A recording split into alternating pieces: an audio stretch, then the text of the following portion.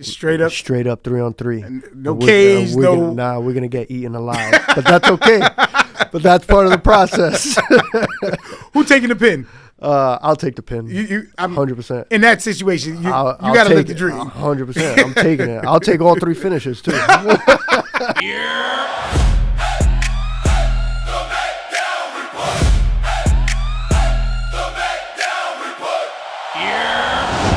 Yeah. It's your man Radio Big Mac, and we back inside of the Mackdown Report, and I got a special guest with me today, man. And this is special because we got some gold in the house.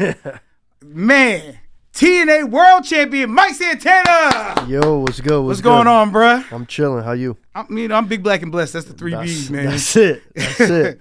How are you doing, man? World Champion. Yes, sir. How does that feel, bruh? It feels great every day. I mean, if you've been following the journey, you know what it took for me to get here. So every day that I'm champion, every day that I'm breathing and living, we good. Now, my first time seeing you really, really in action was Slammiversary last year. Yep. You, Trick, Joe, and when I tell you, I'm starting to think that you paid that audience to bring all the flags and the chants and being from New York in such a big moment for that. What's going through your head in those moments? Like I had mentioned to you before we came on the air, man, like that audience, they saw me grow up pretty much. You know, I started wrestling when I was 17 years old, and especially in this area doing the little small independent shows. So I feel like everybody there took that journey with me throughout the years, and they finally see me in this big moment on this big stage, and they were rocking, you know what I mean? And I've never seen so many Puerto Rican flags other than the Puerto Rican parade. It was crazy. That's what it looked like. Yeah, it was crazy, and that felt good, man, because, again, like my entire career, I've carried my city, my people, my culture on my back, and that was proof, right? So just to have that moment in front of my family, in front of my daughter, my city, and man, I still live in that moment every now and then. Do you really? 100%. Do you play it back like, oh, I could have did this better, or this, or do you wish that at some point you noticed that, you know, maybe he not really injured. I should watch out for him just in case. It's funny because I'm the type of person that I when I look back at things now, everything happens for a reason, right? Right. And I never would change anything. Everything happened the way it was supposed to happen. But yeah, like I still live in it, and I still appreciate those moments. But also, I think, all right, now it's time to build the next moment. How are we going to make the next time bigger?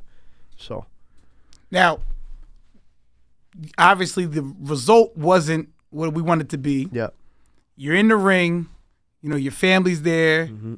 You leave that night. What's on your mind right there? It made me want it even more. Mm. Like, it made me even hungrier. I don't look at losses. I look at lessons. And that was one of those things. All right, I took this L. Now how am I going to learn from it? Right. And it pissed me off, as it should, right? Right. I feel like I got embarrassed in front of my peoples, and that was something that I wasn't going to let rock. So I made sure that I did what I had to do to get to the next moment, which was October at Bound for Glory, and we made things right. Right. Now, I'm glad you brought that up because you did what you had to do, handle business, you win the title, we come back around, and we lose the title right away. Yo, don't even get me started on that. Still to this day, you know, there's some things in this business that, you know, as you grow in this business and you experience different things, there's some things that you ain't gonna like. Right? And there's some decisions that you're gonna question. And, you know, for me personally, I didn't like it. Right? But at the end of the day, when you're in this position and you have that quote unquote top guy spot, right? You got to take a look at the bigger picture, right? And it's not always easy, and it's not always fun, right? Because a lot of the time we let our pride and our ego get in the way of a lot of things. You know what I mean? And sometimes you got to step back and look at the bigger picture and put those things aside. And all right, how is this going to benefit everything? Yeah. Right? And not just yourself. But also, how is it going to benefit you? Yeah. You know what I mean? But yeah, like I still question that moment a lot. And, you know, I still didn't like it. I still don't like it. I don't think it did anything good for me. But it happened. We did what we had to do, and we moved forward. And we got to the first episode on AMC. And victory. We got business, yeah. So now, being that you are top position, main event, yeah, title in hand, do you feel the pressure of the title? Precious for tires, bro. Do you? Nah, I embrace it. I feel like me knowing myself and who I am as a person, I thrive in pressure. I need that pressure, and that's what makes me constantly want to do better and want to do more. And I feel like any performer in any line of work, if you don't put that pressure on yourself, what are we doing here? You got to have that pressure. For me, I'm built from rock bottom. Right. And my worst times of my life have gotten me to the best times. And that's how I look at it. Damn. Yeah. So what does the term fighting champion mean to you? Fighting champion. Do you feel like you consider yourself a fighting champion? I fight every day. I fight every day. Every day that I wake up out of bed, every day that I look in front of that mirror, every day that I face my daughter, I'm fighting. I'm fighting to maintain. I'm fighting to keep my spot. I'm fighting to be a better man every day. You know, not just in this wrestling, like in real life. Yeah. You know, but yeah, I'm a fighting champion with or without a title, bro. Do you have an idea of who might be the next opponent, or I'll say the next one on the chopping block for main event Mike? Ah, man. Or who would you know what? I won't even say that. Who would you want to see yourself? Maybe even like, let's say, you know, I don't know, maybe a June 28th, you know what I mean? Maybe if you was in Boston, you know what I mean? You in the ring, you know, the flags is everywhere. Who would you love to see across from you? Or who do you think is deserving of it? I don't like the word deserve. I like earned. Earned, okay. I think Leon Slater is the next guy that I feel like I want to go toe-to-toe with. Because I feel like we both have that same mindset of, I want to work with someone who's going to bring out the best in me. Right. And I feel like he has that same mindset. So he's definitely like on the top of the list of someone of people that, and I think y'all would go crazy. 100%. And I asked that question because you just had a match with Rich Swann for the title, and it was arguably, people were saying that might be the match of the year so far. And they said that you actually requested him to have that match. So what did you see in him that was like, nah, that's got to be, I got to give him that shot? So if you know the story of Rich, you know, he had a pretty similar story as mine, as far as, you know, he had his demons that he had to work through, right? And he worked through them. He got himself to where he's at today. Right. And he's in the best shape ever. He's hitting on all cylinders. Just watching him from afar and seeing how he moves, seeing how motivated he's been, seeing him, you know, do the indie stuff or whatever, like, he's hungry. And why am I not going to give an opportunity to someone like that? You know what I mean? Right. When I was on that same mode of trying to prove myself and trying to, reinvent myself, I was given an opportunity. So I'm a firm believer in paying it forward. So I wanted to. Who gave you your opportunity? TNA. TNA and House of Glory gave me my opportunities. Because you worked with other companies beforehand. Yeah. What was it about TNA that was like, nah, this is home? So TNA was the first company that I had signed to in 2017. It was the first company. It was the first time wrestling on TV.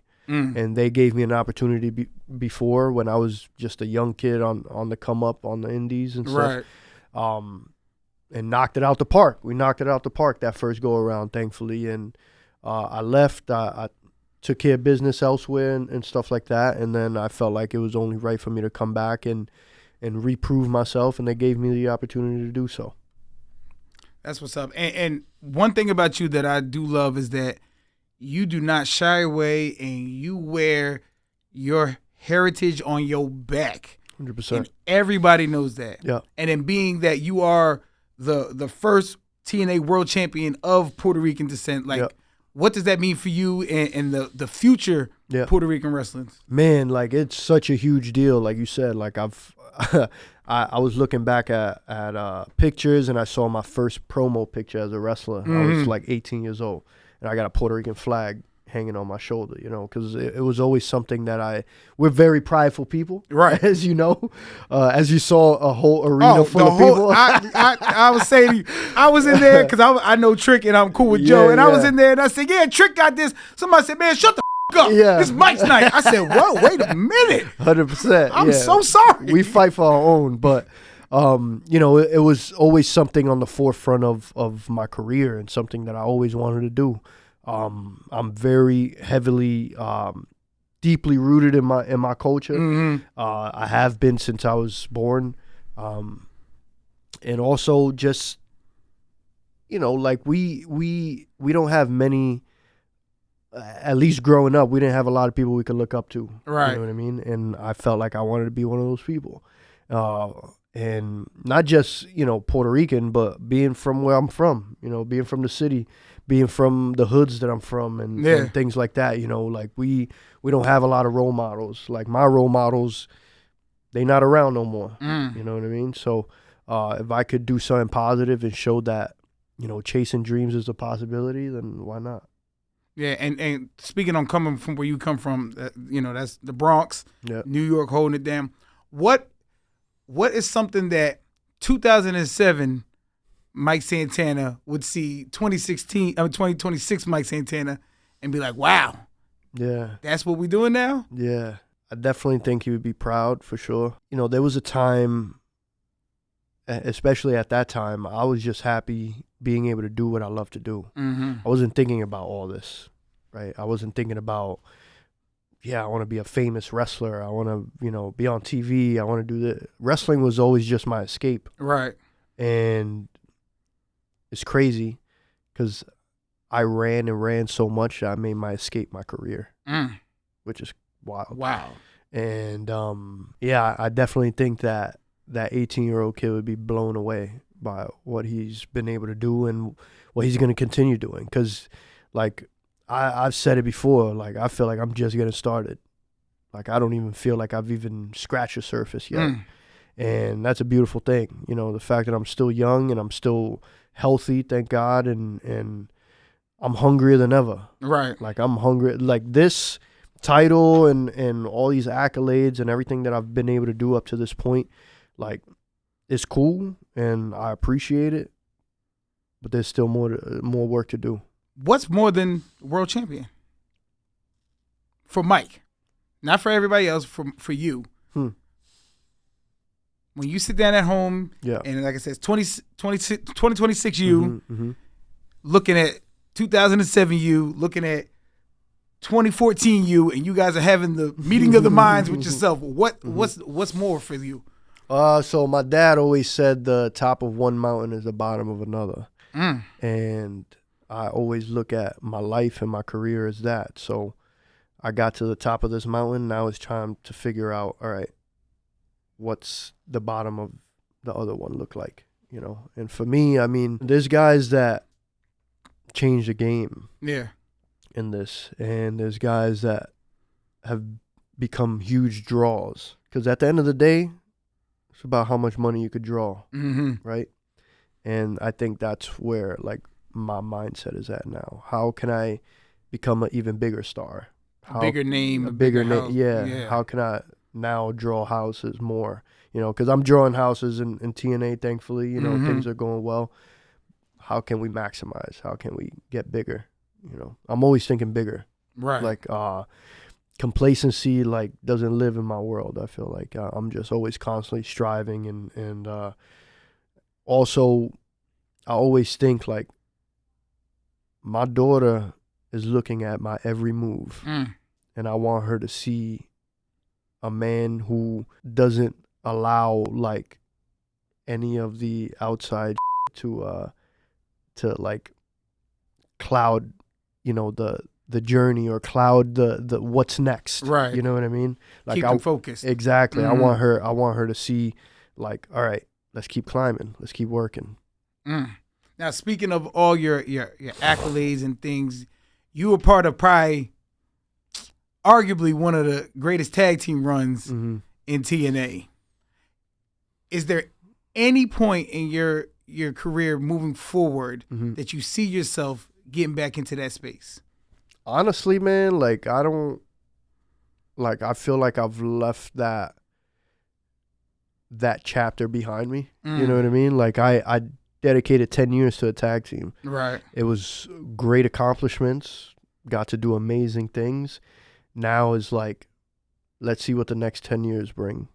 You know what I mean? And I'll always love tag team wrestling. It's exciting. Right. You know what I mean? It's always like, I've always had a love for it.